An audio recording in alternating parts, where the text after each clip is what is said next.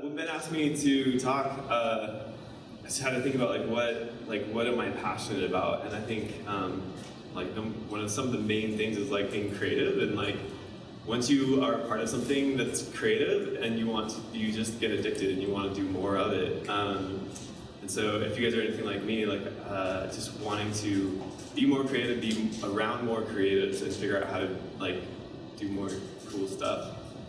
So yeah, I work at Underbelly with a bunch of other cool people. We're about 20 designers, developers, illustrators, and filmmakers, doing all sorts of stuff with some pretty exciting clients. But yeah, so I guess I'll just jump right in.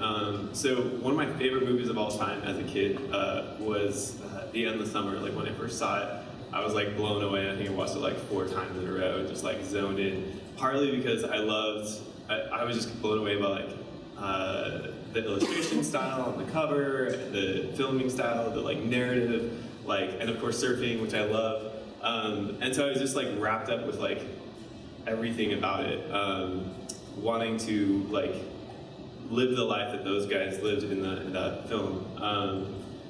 They basically, if you don't know the premise of it, these surfers travel around the world and make it look super easy everywhere.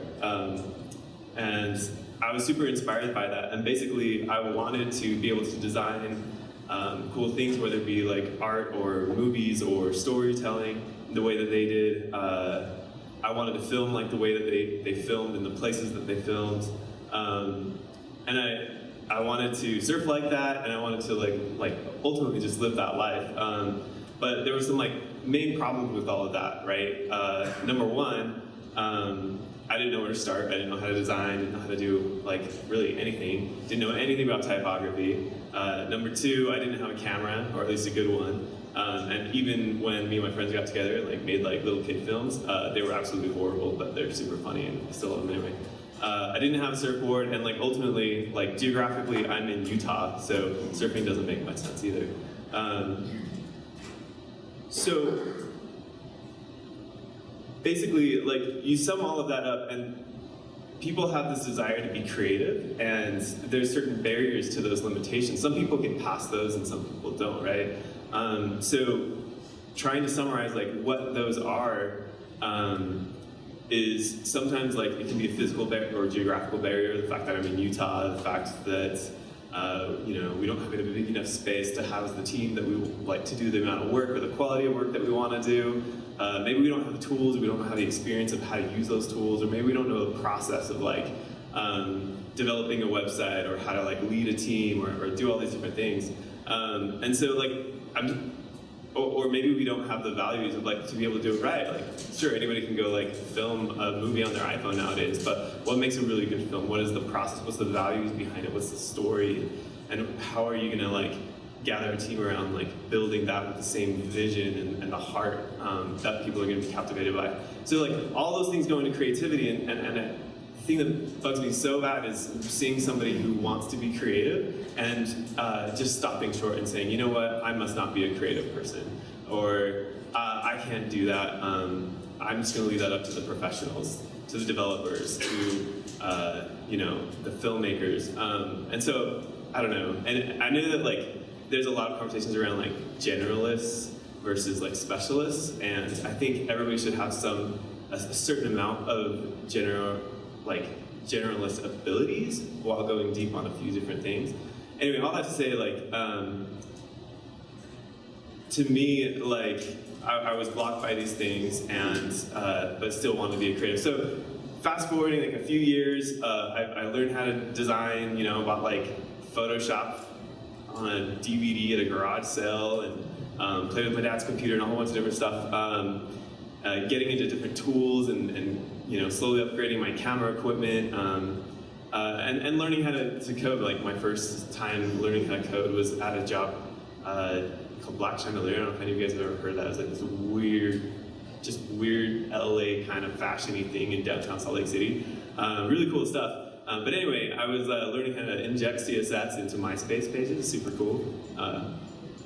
I don't recommend that for anyway. It was a horrible time. But anyway, so you fast forward a few years, and I was living in Ecuador, kind of traveling the world, but doing some code, building websites for these, for this like nonprofit that's doing some really amazing things. People who are like super talented at like serving people, and no, Siri, I'm not talking to you. But I was trying to use the skills that I had to like connect those people with people in need, and really bring a ton of value. So like, basically, I went from not being able to do something to like trying to like summarize like the best times of my life as a creative person and being most creatively fulfilled. That was amazing, and still like I had a lot to learn, but whatever I knew, like I was applying it vulnerably. Even like running Facebook ads to raise awareness around like these free courses and education and these things that we're doing down there, and seeing huge value from people coming from the coast and all over Ecuador. It was like really cool and weird because I'd never run an ad before.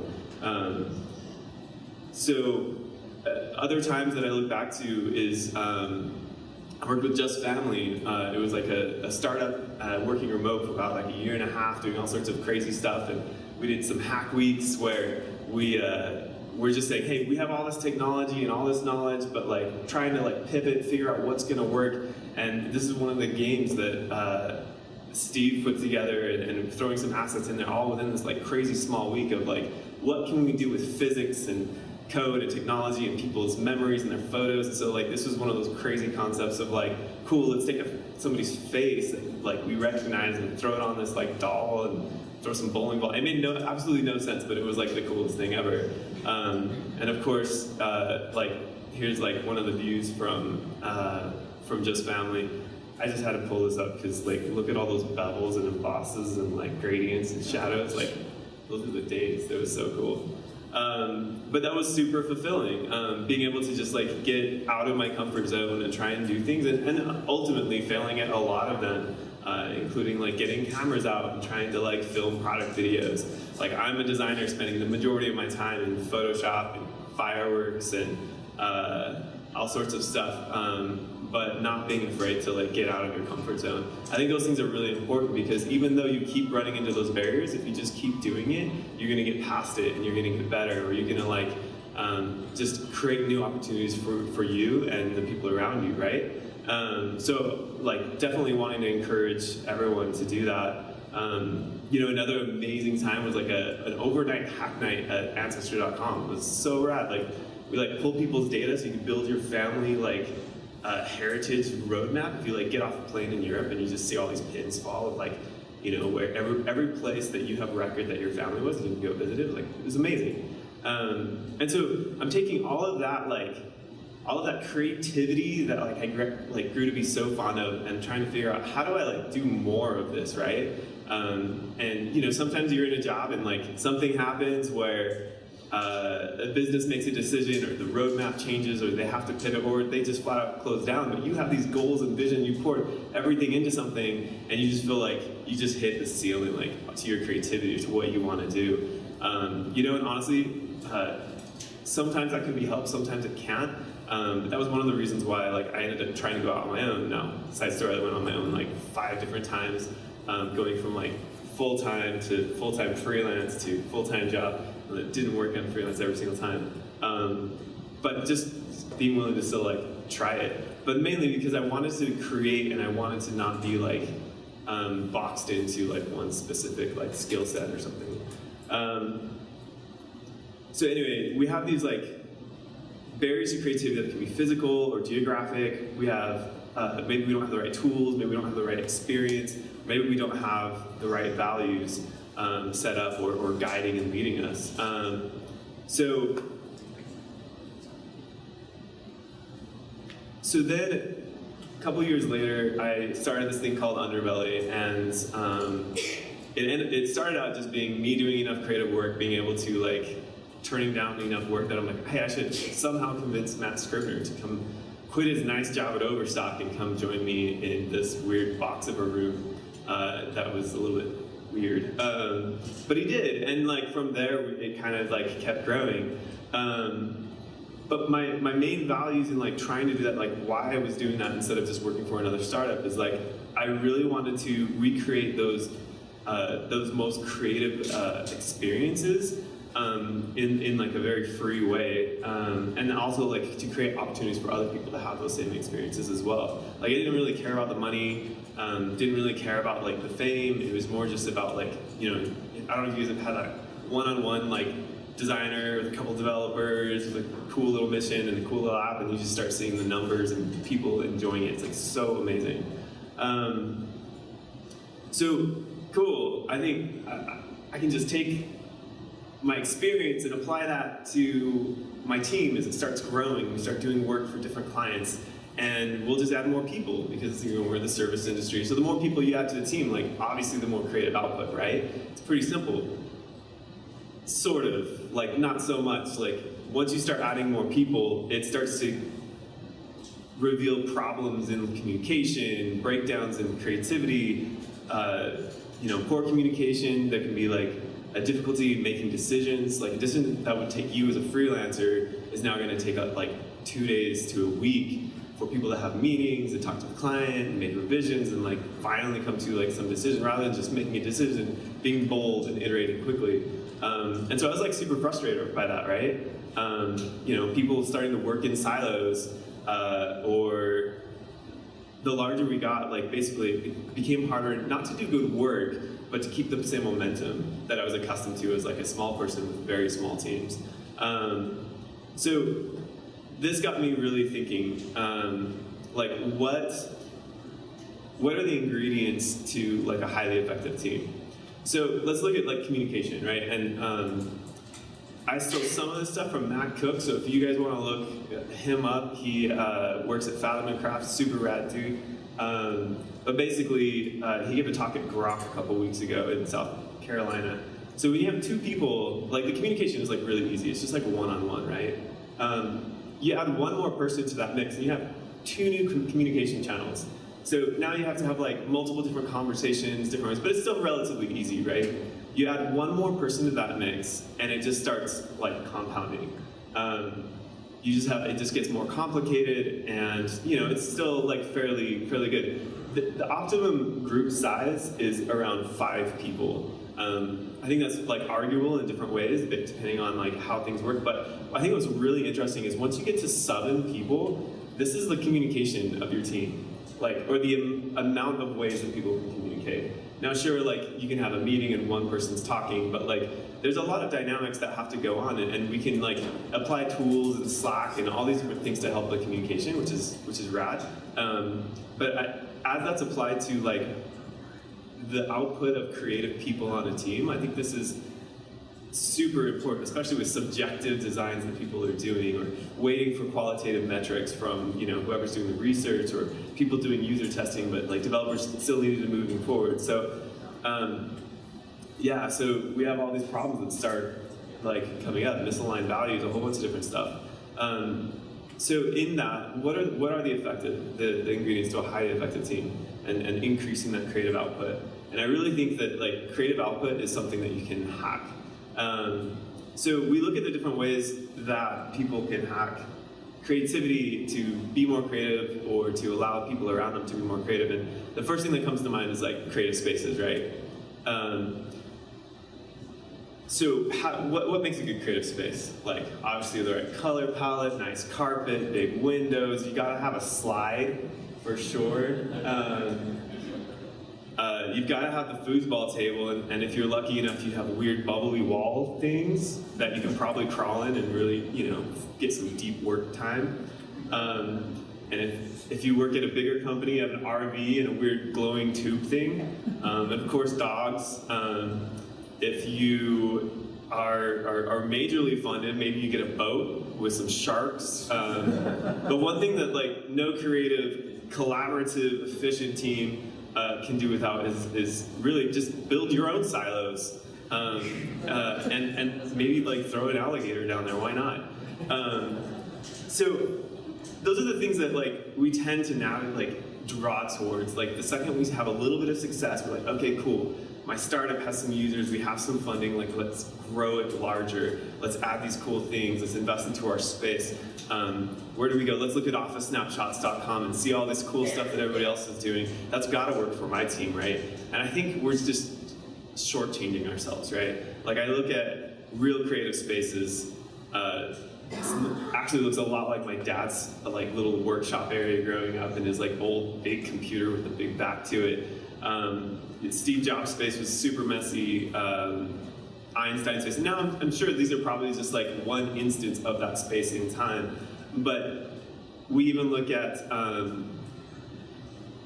the Eames space, and like there's interesting things all over it. And this brings me back to like when I worked at like a Black Chandelier. There was walls of these weirdest books that just they kept adding to from every time there was like a garage sale or an estate sale. Like this guy Jared Gold would bring the weirdest artifacts. They had this clown that had like it was super bright colors of the picture, but like it was coming out of the picture, like super 3D coming out. It was like the creepiest thing I've ever had. It was like right above my desk as a designer. It's like, where did I just start working? But I loved it, and you never know when you're gonna find a parallel outside of design, and when you surround yourself with things that are not our norm. And I think in today's day and age, when we like, everything is just on this computer, I've got a couple stickers on the back, but my main like patterns is open up Slack, clear those notifications, do a little bit of work, open up Slack, clear those notifications, try and get some more work done. And it's just like this routine of like, we're not getting enough inspiration. Maybe we'll go out to Dribbble or to Behance or whatever, but really like, we need to be inspired by like the greater world around us and find patterns in other systems that we can apply to our design, to our problems that we're trying to solve. I also think of like wood shops. Like I love working with my hands with wood, and I think of like a good workshop where every tool has its place and a purpose, and it's ready for, you don't know when you're going to need it, but you know where it is, you know that it's functional, you know it's ready to go.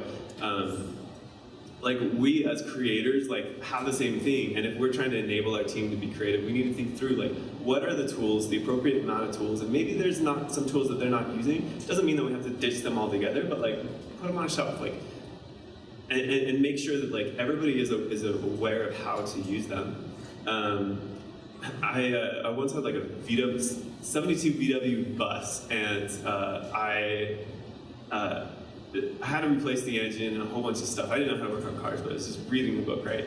And so a friend of mine, his neighbor had a Porsche engine in the garage, and so it's like, all right, well, I'll take this Porsche engine, put it in this VW bus, they say it'll work, all right, let's give it a shot. And so the hardest thing about that wasn't like doing the work, it was every time I turned a page, there was a new tool that I didn't know what it was, I had to look it up, and then I had to go to AutoZone or somewhere else to like buy a new tool. And that slowed the process down so much, it was like ridiculous.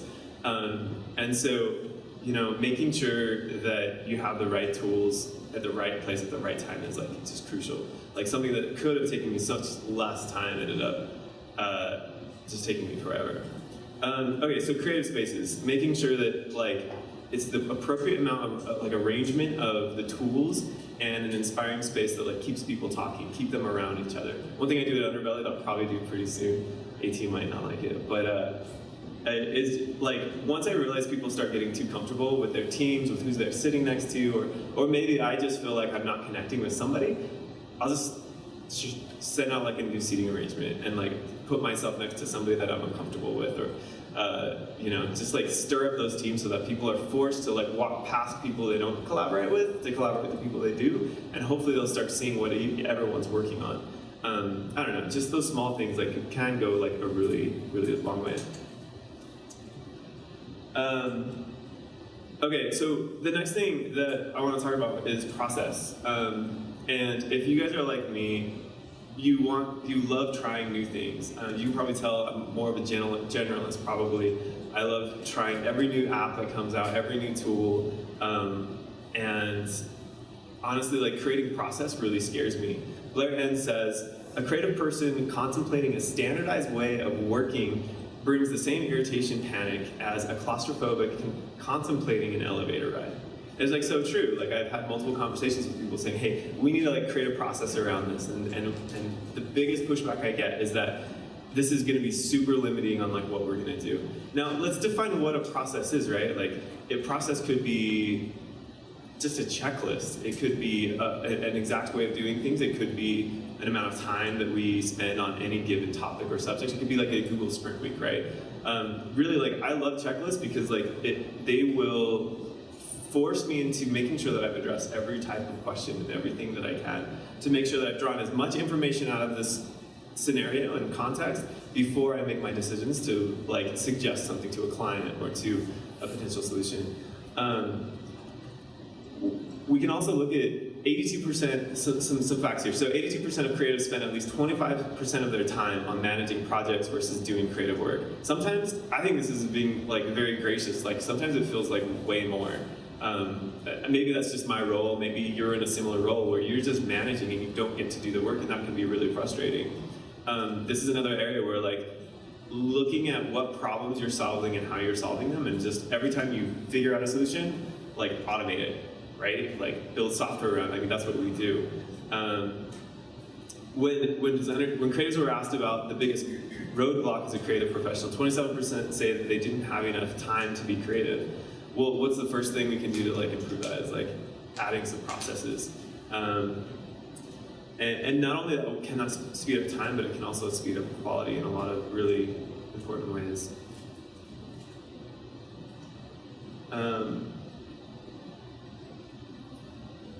All right, so once you figure out the whatever the problem is, make sure you go back and you try and automate it for sure. Okay, so then the next thing I want to talk about, actually let's talk about some. So some processes might not only be around creativity, but also maybe around business. Like say you're in an app, like we struggled with this with a number of apps that either we built or that I've been a part of in the past, where you create an app and it's solving a problem and people actually like it and you're getting good feedback, but you're just not getting the numbers. Rdio, like I don't know if you guys know what Rdio was, but it was like pre-Spotify coming to the US. It was beautiful. Designers loved it, right? And honestly, I think their like heavy rotation was still like the best way to find good music through your friends and what they're listening to on a regular basis. Anyway, the blurry album art and all those things came from like Rdio was one of the first ones to do that. But the problem is with Rdio, sure, maybe they had their product design processes like down pat, but they actually never had a good business sense. Here's one quote. So from the start, Rdio had more product sense than business sense, and its cautious approach to growth and marketing would ultimately spell its doom. The biggest fact is that the biggest sad part is Rdio never had a dedicated marketing chief for more than a few months at a time. So whether that applies to like a struggling like medium-sized startup like Rdio or like a small one, like we need to have respect for like all the other processes that can complement and enable us to keep doing what we do best, which whether it be design or development or UX or whatever it is. Cool, so I'm gonna jump into creative values. This is one that I'm still trying to like work on a lot, thanks for the help of some really great people at Underbelly. I guess my mission for the longest time was like, hey, let's make some really rad stuff. And thinking that, hey, I run fast, I can work really fast, I'm really good at what I do. So I'm just gonna add more people and we're just gonna like make more work together, and let's, you know, we're all gonna have the same quality bars, we're all gonna have like the same drive, and be able to handle clients in the same way when the clients are like asking for tons of things that are outside of scope. And the more and more we grow, the more I realize how incredibly important values are, and maybe like not business mission or values, but like maybe even just your design team. What are your design team's values? Because it can really enable your team to like look at a problem and solve it in a way that really like enables them to make the decisions and not have to like spend a lot of time in crits or reviewing work or even just making revisions, right? So some of you may have seen this before. These are some of the guiding principles behind the Roadrunner the comic. If you read, I'll just read a couple of these, but as you read down it, like I just love that you basically see the picture of what is happening, like of the last episode or cartoon that you've seen. Like the Roadrunner cannot harm the coyote except by going beep beep. No outside force can harm the coyote, only his own ineptitude or the failure of Acme products. The coyote could stop any time if he were not a fanatic. like reading down this list, you have all these descriptions of what they can and can't do, and you never see that limiting the cartoon in any way, except like enable them to have like multiple people work on it and create all these episodes and things like that. I think you can apply that in ways like this. So Pandora, one of theirs is Pandora, we never keep you more than one tap away from the music. Trying to apply that to multiple different apps, like what is your guiding principle? And it could be like a user-based thing, or maybe it's an organizational thing, just about like meeting rooms. Always have the fewest amount of people needed in a meeting. Thinking through those and making sure that like everyone is aware of what they are and how to apply them can really enable the team. Cool. So how are we doing this at Underbelly? So I'll tell you guys a little bit more about Underbelly. So we are 20 people. We're growing. Our product team is very huge. We've traditionally been a lot more design heavy than anything else. But we're growing these other teams to enable us to like build a more complete product or promote that product or create original content around that product in a shorter time frame. Our biggest aim is to like help our clients like be successful, right? So in our workspace, we've gone from one small room where it was like me and Scrivener to having multiple people and outgrowing that space, always rearranging. Even Kurt was in there for a while. It was awesome.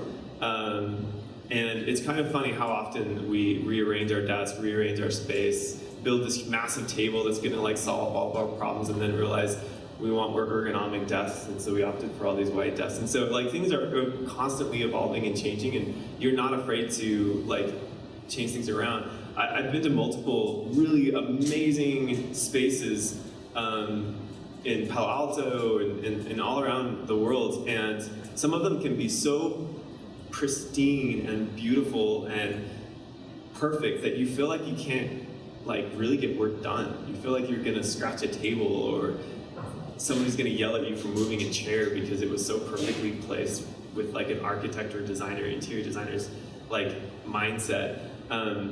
There's a really good book on how to hack your space in ways that like enable your team. Everything from textures to the type of seat to whiteboards, or even making your own whiteboards if you don't have a budget, or if you really want to encourage people to hack their space. It's called, I think, Make Space. Yeah, I have to check on that. But it's super interesting on the way that they look at your space and say, hey, we want to create something not that looks perfect and it looks great on Office Snapshots or some other like design magazines or in 12, but like figure out ways to look around your space and say, what could we do to increase efficiency? So one thing here is behind this blue wall, we had all of our meeting rooms, and we paid a lot of money to make these glass walls that we could write on and all sorts of things, right? Trying to make the perfect place. Only to realize, like, as our team grows, we needed more space. The meeting rooms were not quite the best, just based on like ceiling height and a bunch of stuff. But what was worse is upstairs we had a bunch more space that we put a bunch of people, and we got it all wired up, and it was like working really well. But it was just depressing. Like, you couldn't see the outside windows. It was a low ceiling. Just not really conducive to like feeling like you can get some work done and collaborate. Not only that, meetings are like the biggest use of company time and money, and so it got me thinking, what if we blow out that wall, put everybody on the same space? I know we just spent a bunch of money on these meeting rooms, but let's move it all upstairs so that we can have meeting rooms a little bit further to get to, but everybody can like work and huddle around their desks a little bit better. And this is like really like opened up so much for us as far as like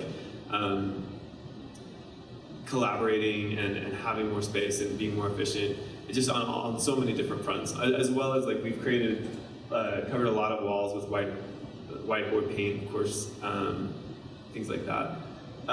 So one thing that has surprised me as well is we have a couple like of rolling whiteboards that like at first I didn't really want out in the space and there was nowhere really to use them, but I'm like always impressed by how often people are actually grabbing it over to their desk and having like a little whiteboard session. So putting those things around in your space is like really important. As well as like considering like how do we make a transformable space. So there's other areas, I wish I had pictures, but thinking through even the furniture that you're gonna have, maybe it can, you know, be gathered around in a way, like we have wood blocks or like some small square chairs. Those are designed so that you can have them to put your computer on, or if you have a little group huddle, you can just like make an ad hoc meeting space that isn't like enclosed in whiteboard walls and you know, big VC conferencing system.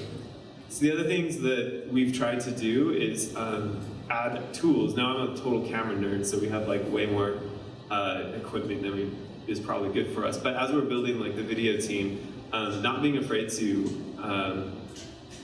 we've always had a camera out and ready for like any of the designers.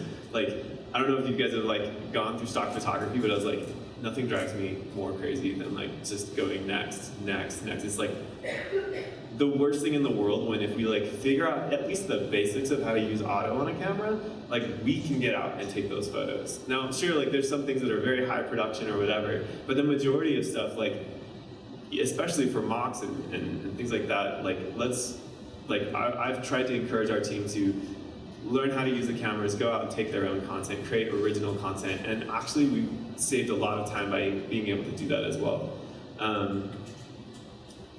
So we've, in that, one of the bigger problems is as you start adding equipment, you realize you need better equipment, and so we've slowly upgraded more and more and more.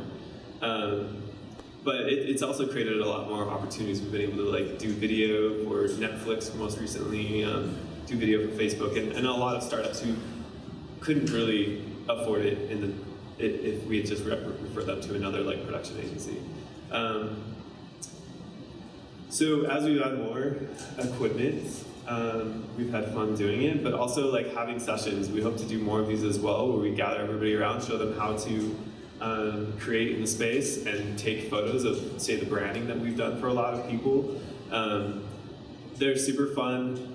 People love it, and I'm always blown away by like when people actually get out of their chairs and go and like create their own content. It's incredible, and you get to really see people flourish and get better at stuff, at their craft.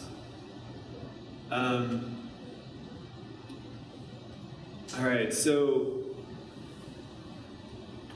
all of these principles, hacking your space, applying the right tools, having the right vision, like refining your process, making sure everybody's like aligned on all those things.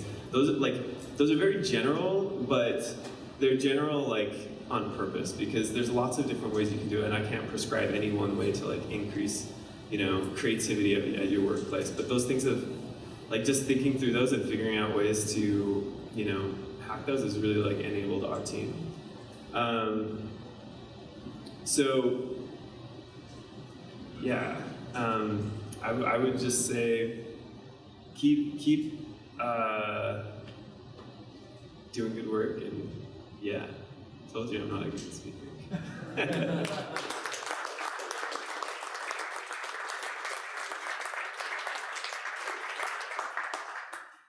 Does anybody have any questions for me?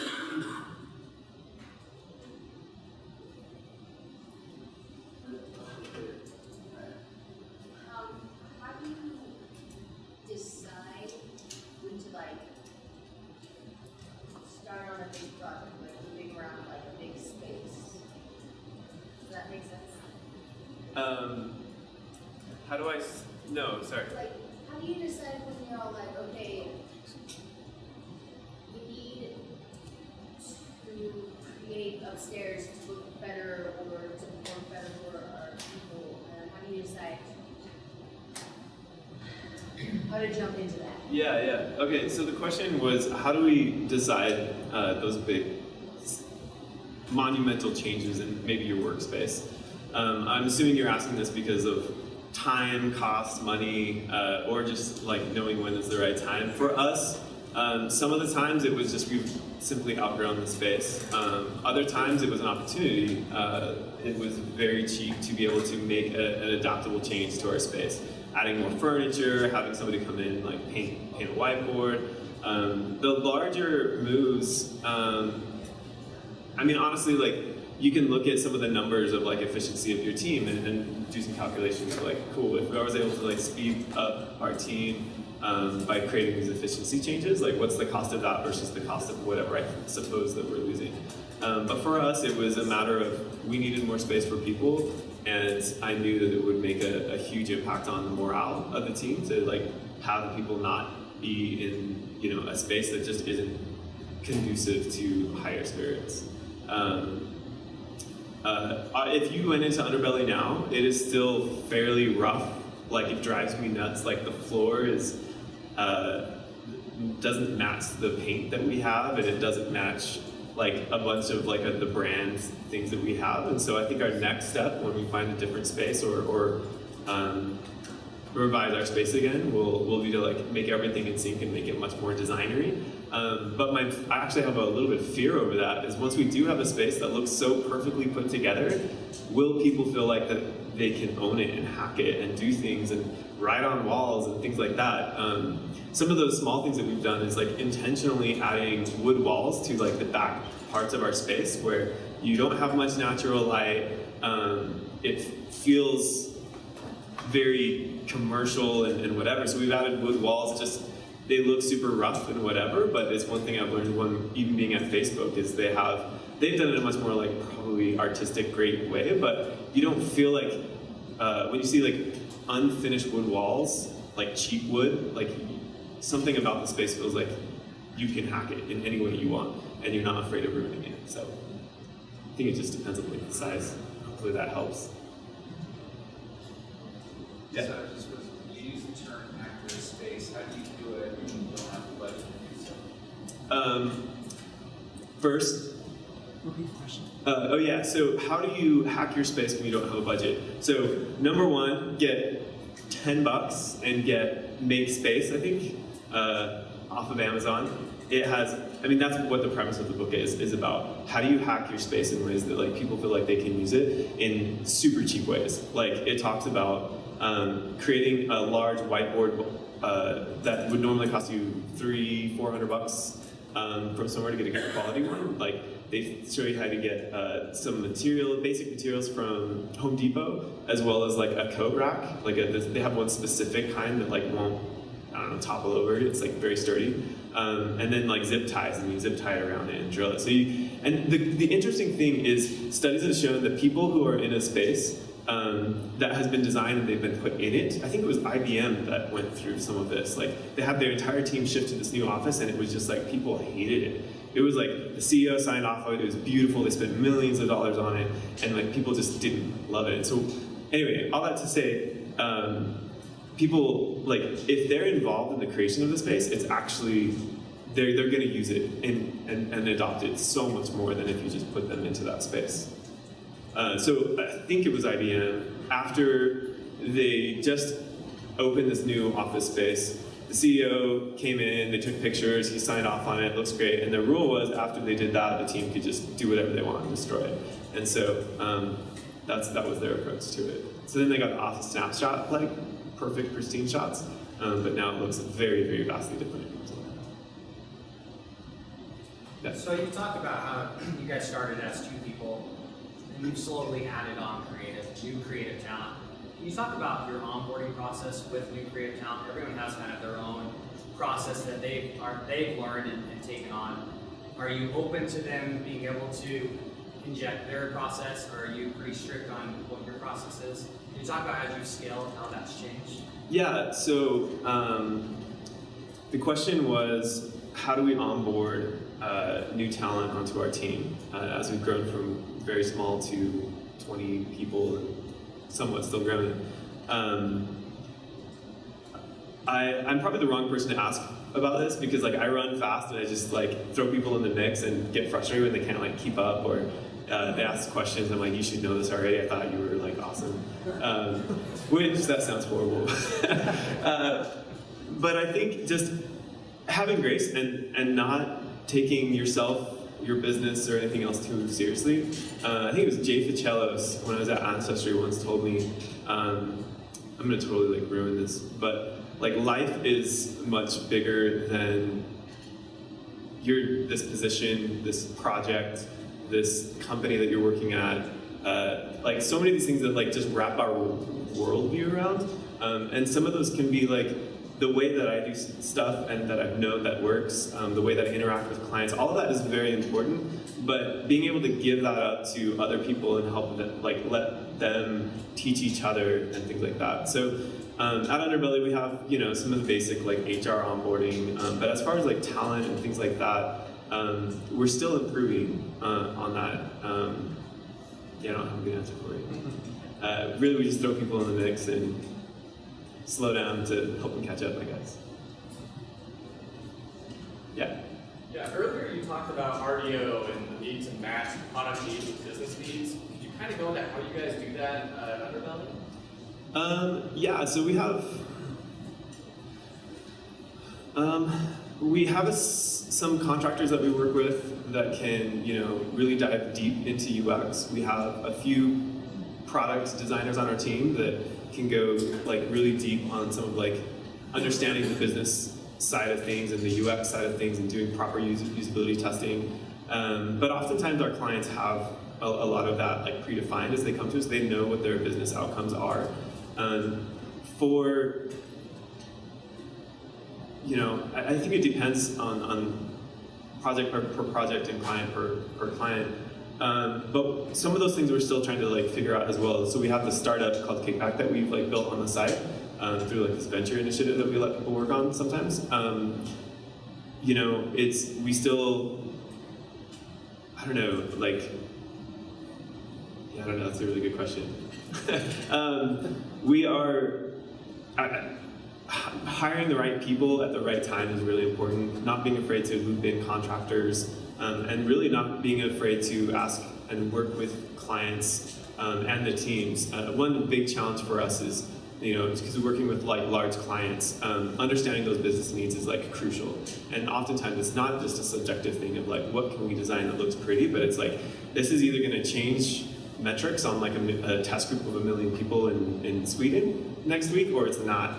And so to understand what we need out of like what we design and what we build is like really important. So I definitely encourage collaboration in any way, shape, or form. So for us, a lot of the times it means reaching out to different teams. We fly out to clients' headquarters probably like once a month if they're not like with us. We work with a lot of like remote teams, and then making sure our internet is up as often as it can be, so that we can have loads and loads of VC calls, I guess. Hopefully that answers your question. Yeah. How do you balance this awesome creativity, reviewing your team?